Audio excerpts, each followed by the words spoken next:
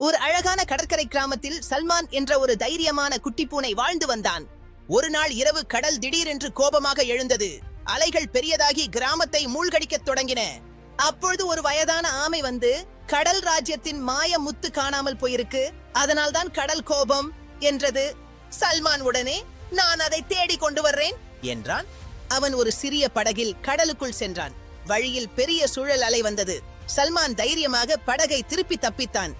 அவன் கடலடியில் ஒரு பழைய குகையை கண்டான். அதன் உள்ளே ஒரு பெரிய நண்டு மாய முத்தை காத்துக் கொண்டிருந்தது. சல்மான் புத்திசாலித்தனமாக அருகில் இருந்த சிப்பியை தட்டினான். அதன் சத்தத்தால் நண்டு கவனம் திரும்பியது. அவன் உடனே மாயமுத்தை எடுத்துக்கொண்டு மேலே வந்தான். அதை கடலுக்குள் விட்டவுடன் அலைகள் அமைதியாகின. கிராமம் மீண்டும் பாதுகாப்பானது. எல்லோரும் மகிழ்ச்சியாக, சல்மான் நீதான் கடலின் ஹீரோ என்றார்கள்.